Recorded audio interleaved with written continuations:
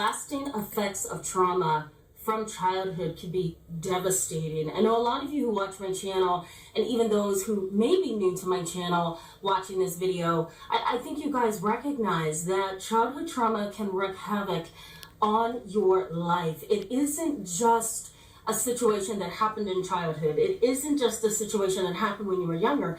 It's a situation that has created a period in your life. It's almost like a punctuation mark in your life, a question mark, right? A period, a comma. It means something. Whatever it was, it made a major impact on your brain, whether you recognize it or not. Even the parent-adult-child relationship that has sustained some kind of trauma within itself can be difficult for you to move through. Let's jump in, okay? So childhood trauma can be very complicated. The problem I think that most people have when it comes to childhood trauma is that they believe that it can easily be erased, right? That time can erase it, that healing can erase it, that moving on can erase it, that better relationships and better experiences in life can erase it. And while I don't necessarily disagree 100% with that, I have to say that the impact that trauma has on the brain can last a lifetime. It really can leave a lasting scar.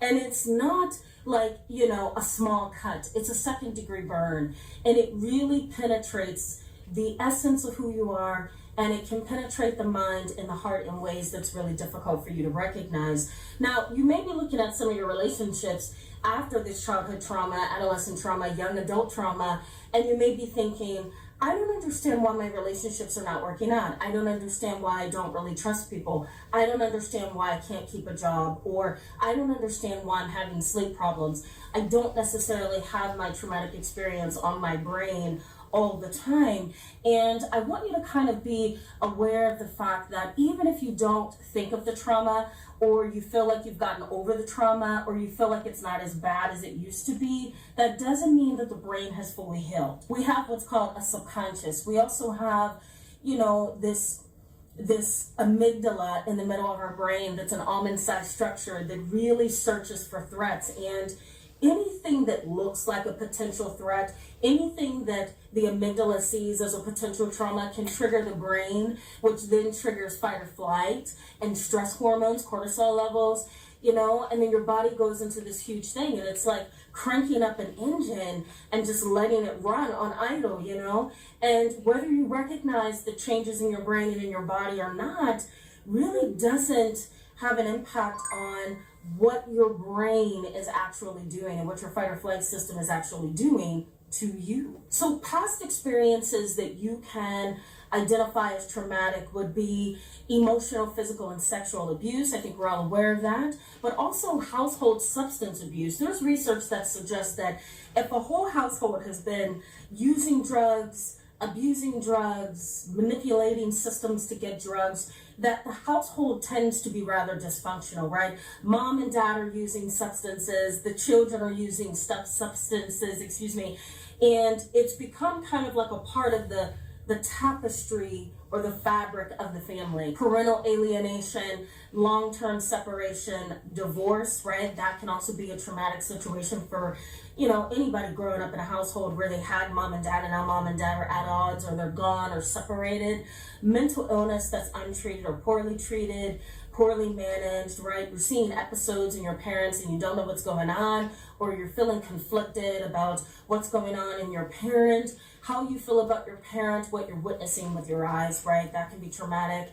Immature or emotionally detached parenting can also be traumatic for a young person, even a young adult. A household member in prison, that can also be traumatic for a family member, right? One minute dad's here, next minute he's in prison, and I'm talking to him through a computer screen, or I'm talking to him through this phone, and there's a piece of glass between us. That can be traumatic. And our research tells us that these particular experiences, depending on the magnitude and intensity of them, can strongly impact your life in the long term. So what are you likely to see in yourself if this is you? Well, let's start with the most important thing here, which is memories. I talked a lot about traumatic memories in this live chat right up here, so go ahead and check that out. And I'm going to post a thumbnail right here for you. This video right here talks about it as well, so I encourage you to check that out at the end of this video. but your memories are important, right? Especially if you have some kind of trauma from your past. So you may notice in yourself as you age or as you become more mature in the parent-adult-child relationship, if you have one still, is your memories can either come back or they can completely disappear. You may not remember anything from your childhood, or you may remember everything, right? And those can be traumatic moments in and of themselves, because your brain is now grasping new information that you didn't know was there. You didn't know for a long time that this traumatic piece of information actually impacted you. Or you may look at this and say, wait a minute, I don't remember anything. So maybe you thought that one situation was traumatic and you thought you were over it, or maybe you thought, okay, that was one situation, I should be able to work through that. But as you age, the brain actually changes structure and chemical processes as you age. And sometimes resilience can be a little bit more difficult as you get older as well. So things may not bounce off of you like it once did. And so you may find your age kind of bringing you to a place of awareness, and now you're beginning to feel some things that you didn't even know was there. The impact of trauma may hit you harder as you develop and age. You know, it's different experiencing trauma in your 20s than it is in your 30s, and it's different experiencing trauma in your 50s and 60s as it was in your 30s. So you may find that trauma hits you a little harder. You may find that your historical trauma also hits you a little bit harder. You also may notice a high rate of failed relationships as you go throughout life.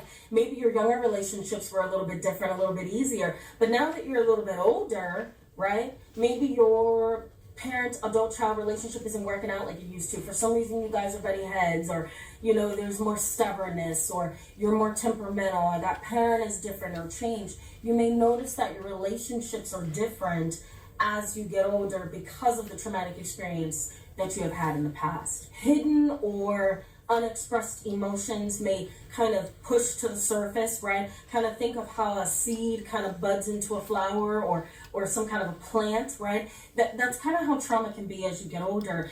Hidden or suppressed trauma can then emerge as you get older, and it can emerge in such a way that it feels like brand new information, and it can shake your world a little bit.